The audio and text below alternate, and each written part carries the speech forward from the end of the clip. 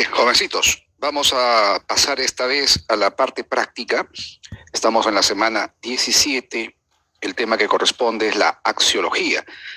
Hemos ya apreciado y estudiado pues con el video teórico qué es la axiología, de qué se ocupa esta importante disciplina, el valor, la naturaleza, el fundamento del valor. Hemos visto las características del valor, la diferencia entre juicios de valor y juicios de ser o de existencia. Y finalmente vimos las teorías axiológicas, el subjetivismo, el objetivismo, el emotivismo y el socialculturalismo. Ahora es momento de evaluarnos. Para ello vamos a utilizar estas preguntas, preguntas de ECO, preguntas tipo examen de admisión. Primera pregunta. Si manifiesto que es mejor ingresar a una carrera que me gusta antes que me asegure un buen porvenir económico, entonces estoy asumiendo una característica del valor como, a ver, ¿cuáles son las características del valor? La objetividad significa que el valor siempre está en una dependencia con respecto a un objeto. El valor depende de un objeto, o sea, se da en un objeto, no se da en el aire, no se da en la nada, sino que se da en un objeto. La polaridad hace referencia al hecho de que los valores se presentan en pares contrarios, pares opuestos, en una relación de antonimia, por así decirlo.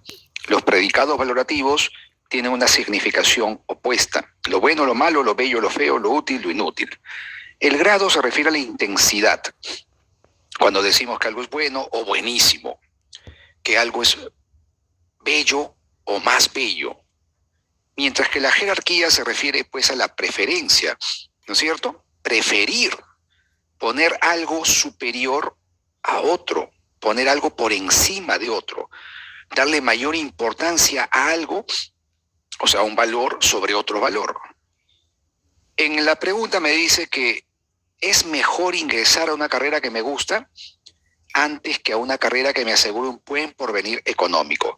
Estamos viendo que la persona que manifiesta esto prefiere, muestra una preferencia. Está diciendo que hay algo que es mejor, es decir, el aspecto del gusto, ¿no es cierto? La vocación, el gusto, el agrado, el interés que yo tenga por una carrera, eso está por encima del aspecto económico. Por lo tanto, aquí la característica que se manifiesta es la jerarquía, ¿no es cierto?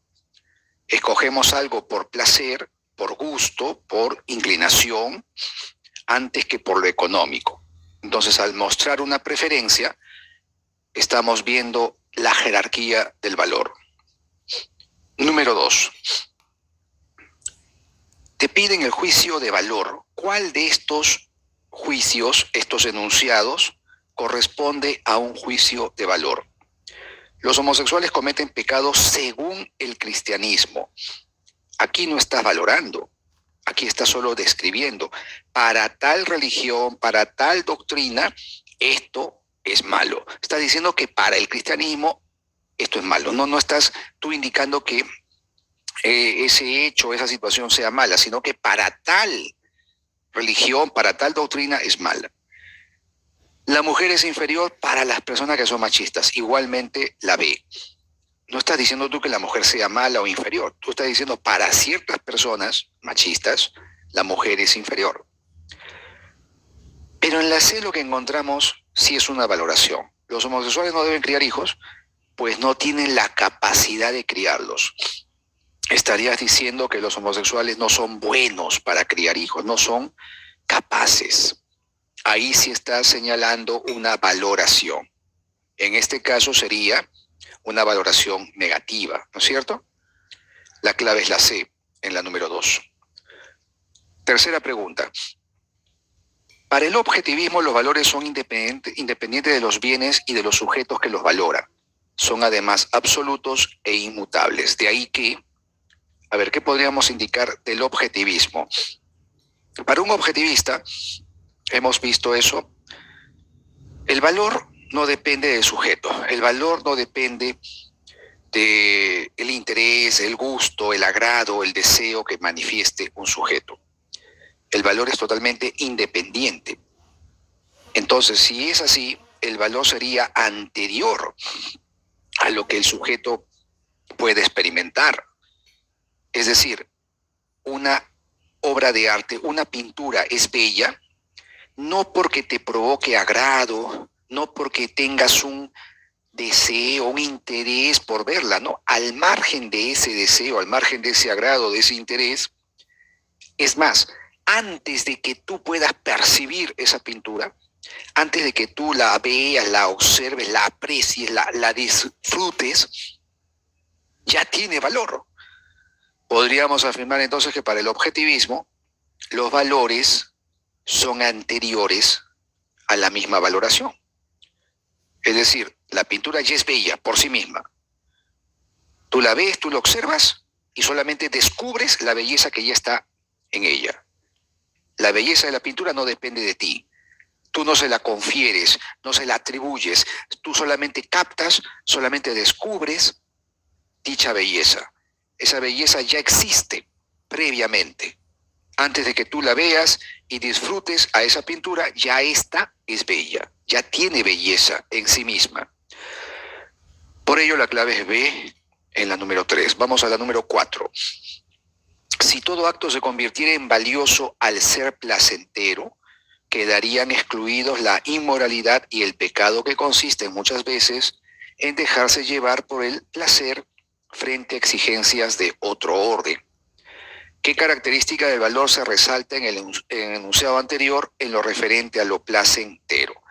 A ver, ¿qué podríamos decir de este caso? A ver, si todo acto se convirtiera en valioso al ser placentero, quedan excluida la inmoralidad, queda excluido el pecado, que consiste muchas veces en dejarse llevar por el placer, por exigencias de otro tipo, de otro orden. Aquí lo que podemos encontrar es que la persona que lo señala estaría mostrando pues una apreciación superior, ¿no? Estaría diciendo que el placer está por encima, que el placer se coloca en primer orden, como se dice, ¿no? En primer lugar. Es como por decir, a ver, tenemos algo placentero, lo placentero, y tenemos por aquí lo que es moral, lo que es decente, lo que es honesto, lo que es correcto, lo que es debido, etcétera. Y entonces, ¿tú qué dices? No me importa si es inmoral, no me importa si es indecente, no me importa si es deshonesto, yo simplemente quiero el placer.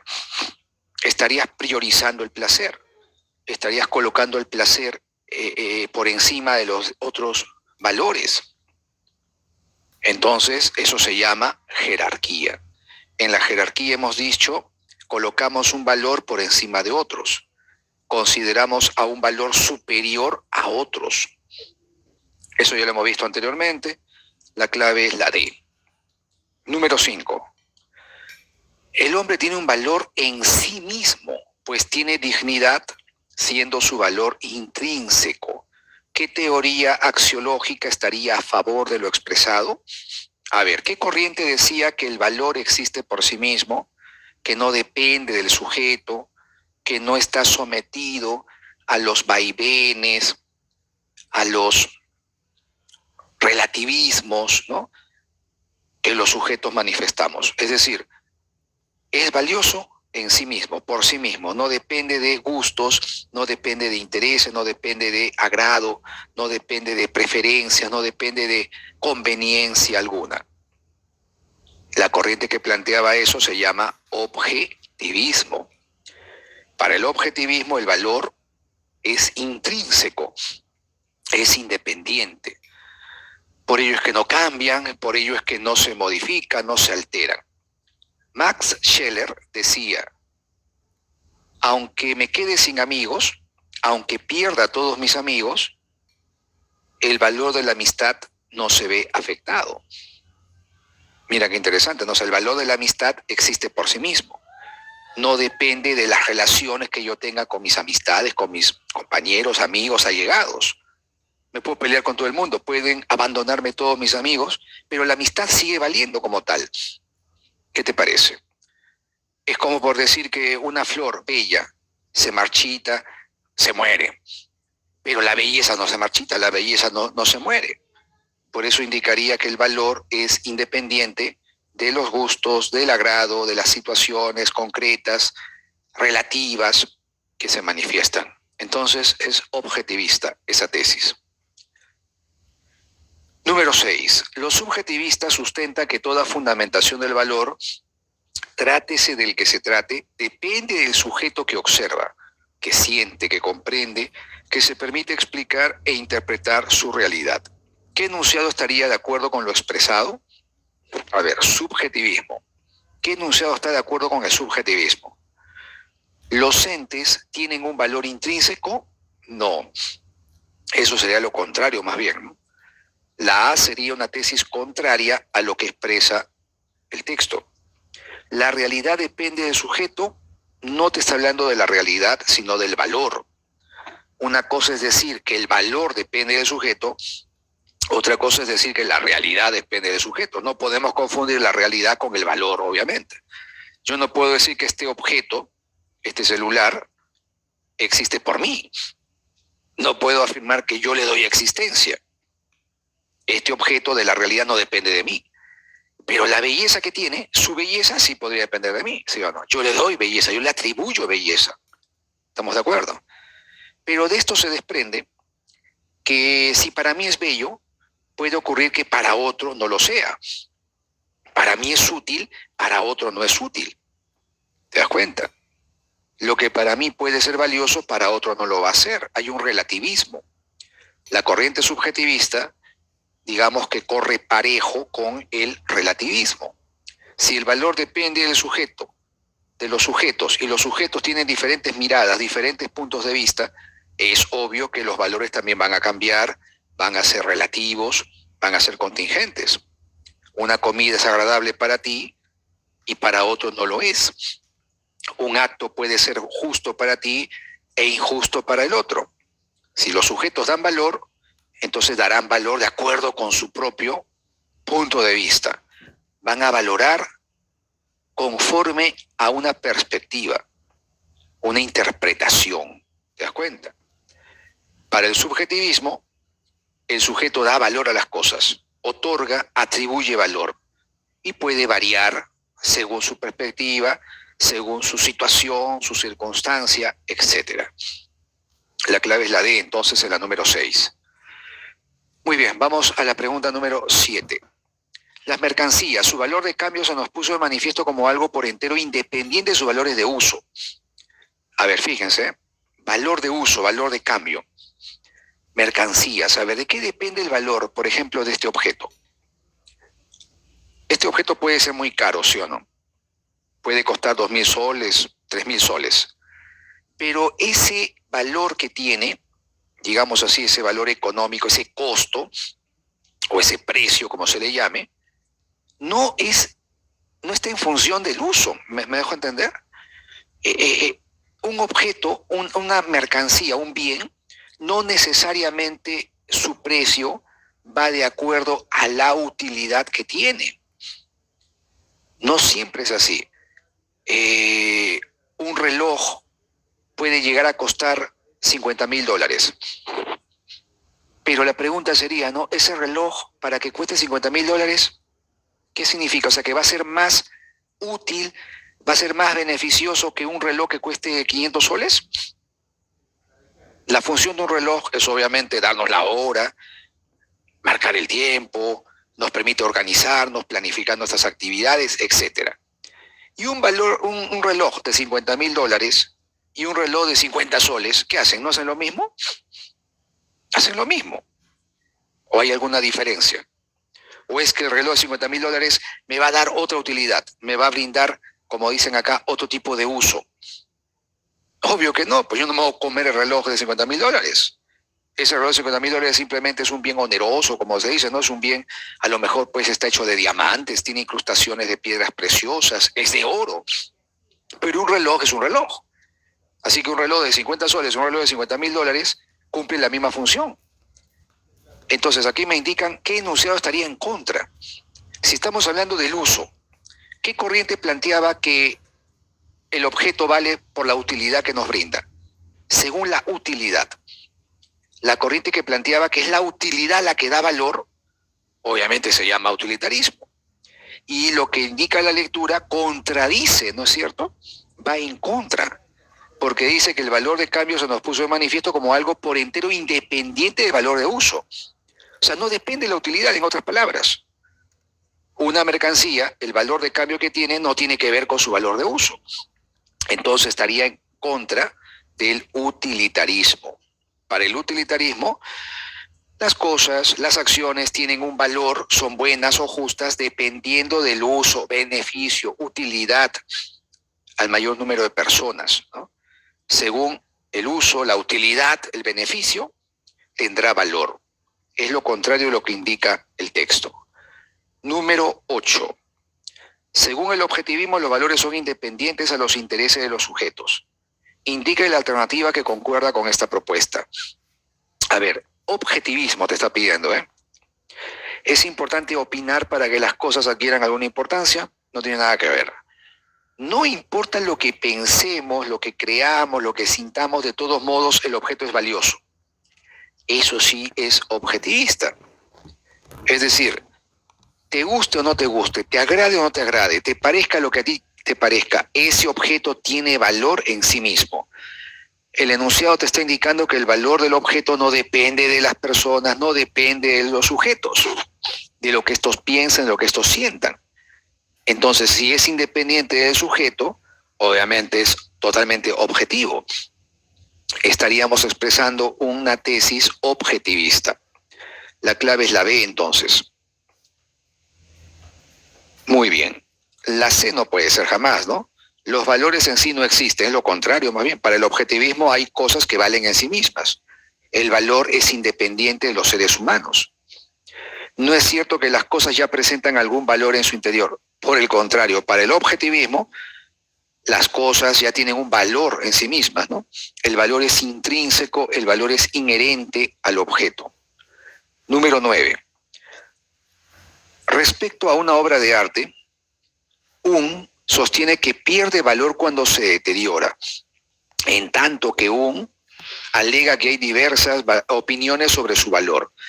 A ver, ¿quién plantearía que hay diversas opiniones sobre el valor de una obra de arte? ¿Qué corriente diría, pues, que una pintura, una pieza musical, podría ser bella para unos y no ser bella para otros? Esa visión relativista va de acuerdo con el subjetivismo, ¿no? Es compatible con el subjetivismo, ya que el sujeto es el que da valor, entonces diferentes sujetos podrían dar diferentes valoraciones. Es subjetivista. ¿Y qué corriente decía que un objeto, por ejemplo este celular, pierde valor cuando se deteriora? Se rompe, se quiebra, qué sé yo, se malogra, se deteriora, pierde valor, lo dejo de usar, ¿no? Lo boto, porque perdió valor. Será una corriente que te dice que el valor está en el objeto mismo, ¿sí o no? Claro, tiene que ser una corriente que te indique que el valor está en el objeto. Entonces, como el objeto se rompe, se malogra, pierde valor. Esa corriente se llama naturalismo. Claro, es objetivismo naturalista. Para esa corriente objetivista naturalista, el valor es una cualidad física, el valor es una cualidad concreta de las cosas. El valor del celular estaría en su material, ¿no? El plástico, qué sé yo, el cristal, el vidrio, ¿no? Ahí está el valor, es algo concreto. Entonces, al romperse, al malograrse, al deteriorarse, pierde su valor. Es lo que diría un naturalista. Muy bien, la clave sería entonces la D. 10. Acá nos piden características del valor. Si manifestamos que la tecnología es usada para el beneficio de la sociedad, pero muchas veces también la perjudica. Mira, ahí ya tienes un ejemplo puntual, una característica, mejor dicho. Beneficio, perjuicio. Trae bien, trae mal. Cosas buenas, cosas malas. Ahí tienes la polaridad, ¿no es cierto? Tienes la polaridad del valor. Luego dice, aunque a muchos no les interese si perjudica la vida del hombre, ya que es más importante las ganancias que genera. Ojo. En la segunda parte hay otra característica que sería la jerarquía. Dice, a muchos no les importa si perjudica al hombre, lo que importa más es la ganancia, el lucro.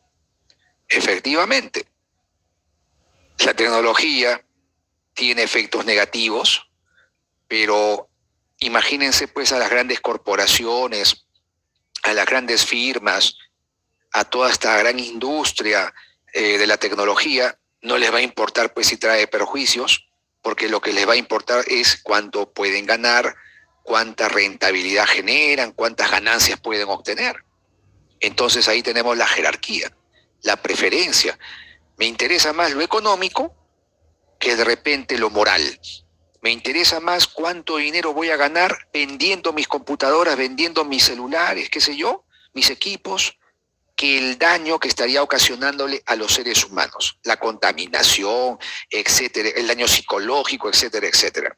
Entonces ahí tendríamos la jerarquía.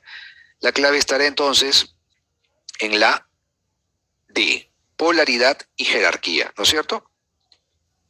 Muy bien, son esas dos características del valor las que se muestra en ese texto. Muy bien, vamos a la 11. Lectura. Si bien nadie ha intentado reducir los valores a las cosas, no hay duda que confundió a aquellos con los objetos materiales que los sostienen, esto es, con sus depositarios. La confusión se originó en el hecho real de que los valores no existen por sí mismos, sino que descansan en un depositario o sostén, que por lo general es de orden corporal. Así, la belleza, por ejemplo, no existe por sí sola flotando en el aire, sino que está incorporada a algún objeto físico, una tela, un mármol, un cuerpo humano. La necesidad de un depositario en quien descansar da al valor un carácter peculiar, le condena a una vida parasitaria. Es lo que decíamos en el video teórico, ¿no? Para Frondizi, los valores tienen una existencia parasitaria. ¿Por qué? Porque dependen de un objeto. No existe la belleza en el aire, ¿no es cierto? En la nada, en el vacío. Decimos que una estatua es bella, una persona es bella, una pintura es bella, un animal es bello. Entonces siempre se da en objetos. Luego dice, para evitar confusiones en el futuro conviene distinguir ya entre valores y bienes. En esta segunda parte va a diferenciar qué son los valores y qué son los bienes. Los bienes equivalen a las cosas valiosas, esto es, a las cosas más el valor que se les ha incorporado. En otras palabras, ¿qué es un bien? Un bien es una cosa con un valor, pero ese valor se le ha incorporado, se le ha de alguna manera atribuido, adjudicado, añadido. Entonces podríamos decir que un trozo de mármol es simplemente una cosa. El escultor le agrega belleza al quitarle todo lo que le sobra. Y el mármol cosa se transformará en una estatua, o sea, en un bien. ¿Correcto? El pedazo de piedra, el trozo de piedra es una cosa. Cuando viene el escultor y moldea, ¿no es cierto? Cuando moldea, cuando le da la forma de vida, entonces se producirá una estatua, una escultura. La escultura ya no es una cosa, ¿no? Es un bien. ¿Cuál es la diferencia entre un trozo de mármol y ya la estatua hecha? El trozo de mármol es una simple cosa. La estatua también es materia, o sea, tiene materialidad, tiene mármol, es de mármol. La diferencia es que a la estatua se le ha dado esa forma, se le ha dado ese modelo, se le ha moldeado. El artista lo ha moldeado. Entonces, el trozo de mármol es una simple cosa y la estatua ya es un bien. La estatua es un bien. ¿Qué es la estatua? Es una cosa con un valor. Es una cosa a la que se le ha añadido un valor, la belleza. ¿Se entiende el ejemplo? Muy interesante, ¿no? Trozo de mármol, cosa. El escultor le da una forma estética, una figura estética, le añade belleza y entonces la cosa más el valor se convierte en un bien. La estatua es un bien, una cosa más un valor, la belleza. La estatua continúa conservando todas las características del mármol común, su peso, su constitución química, su dureza. Se le ha agregado algo, sin embargo, que la ha convertido en estatua. Este agregado es el valor estético. Los valores no son, por consiguiente, ni cosas, ni vivencias, ni esencias, son valores. Efectivamente, la belleza no se puede confundir con el mármol, ¿no? La belleza no es el mármol es la cosa. El trozo de mármol es una simple cosa. El artista le ha añadido, le ha moldeado, le ha formado, entre comillas, ese esa estética, esa belleza.